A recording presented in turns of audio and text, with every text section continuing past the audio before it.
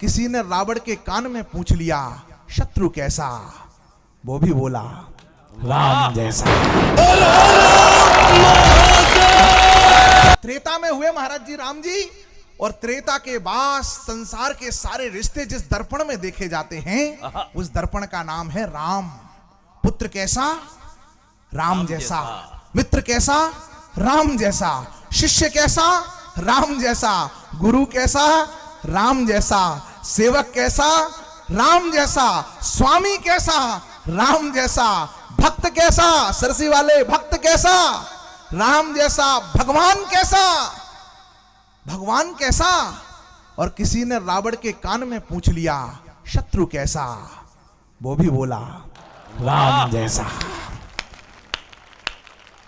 मंदोदरी के पास पहुंची सुलोचना मेघनाथ के वध के बाद। बहुत अच्छे। और जाकर के खड़ी हो गई कि मां, मैं अंतिम समय अपने पति का शीश देखना चाहती हूं, सर देखना चाहती हूं। मेरे कुछ संकल्प हैं जीवन के, और सर राम के दल के पास है, मुझे कैसे मिलेगा? बोले तुम चली जाओ और लेके आ जाओ, तुम्हें मिल जाएगा। मंदोदरी ने कहा, मैं चली जाऊं शत्रु के दल में? बोले हाँ, निश्चिंत होकर के चली जाओ, वो राम का दल है, तुम्हारे सम्मान को कोई हानि नहीं होगी। वाह वाह। और प्रसंग लिखते हैं राधे श्याम रामायण जी। वो चली गई और राम जी के समक्ष खड़ी हो गई, और खड़े होकर के लक्ष्मण की तरफ इशारा करके कहा कि मेघनाथ लखन का महायुद्ध तो केवल ऊपरी पर्दा था, अब आप जुड़िएगा, महोत्सव ऐसे करिएगा कि जो लोग घर चले गए कल उन्हें अफसोस हो यूट्यूब पर देख करके कि शायद उन्हें रहना चाहिए था। वाह। सुलोचना बोली कि मेघनाथ लखन का दो माताएं बैठी हैं, उनको समर्पित कर रहा हूं अगली पंक्तियां कि मेघनाथ लखन का महायुद्ध तो केवल ऊपरी पर्दा था, वास्तव में दो सतियों का सत उस महासमर में लड़ता था। जो अवधपुरी में बैठी है उस तपसन से रण था मेरा। कोई अहंकार ना पाले कि उसने इंद्रजीत को मार दिया। जो अवधपुरी में बैठी है उस तपसन से रण था मेरा। निज पति को रक्षित रखूंगी ये महाकठिन प्रण था मेरा।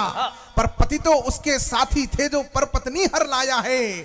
बस इसी एक दुर्बलता ने मुझको यह दिन दिखलाया है। और मैं तो इस ओर अकेली थी, उस ओर साथ में सीता है। इसीलिए प्रमिला से यह रण उर्मिला सती ने जीता है। पति का कर सर से विदा हुआ, आकाश मार्ग से आया है। उसने ही पृथ्वी पर लिखकर पति का पता बताया है। संकेत उसी का पाकर में, संदेश उसी का पाकर में, अपना धन मांग रही तुमसे दोनों ही कर फैलाकर में। इतना कहा सुलोचना ने। अगला जो उत्तर दिया प्रभु श्री राम ने, आपको एक स्त्री का सतीत्व की शक्ति और राम के रामत्व का विराटता एक साथ अगर दर्शन हो जाए तो।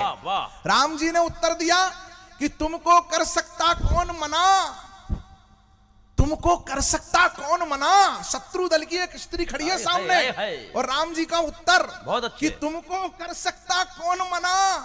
तुम निश्चर कुल की दारा हो, लंका के मरु जंगल में सुरसर की पावन धारा हो।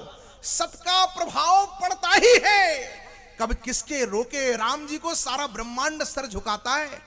चर अचर जीव जितने भी प्रकार के हैं सब राम जी के समक्ष झुकते हैं। अब राम जी उत्तर दे रहे हैं कि तुमको कर सकता कौन मना, तुम निश्चर कुल की दारा हो, लंका के मरु जंगल में सुरसर की पावन धारा हो। सत का प्रभाव पड़ता ही है, कब किसके रोके रुकता है।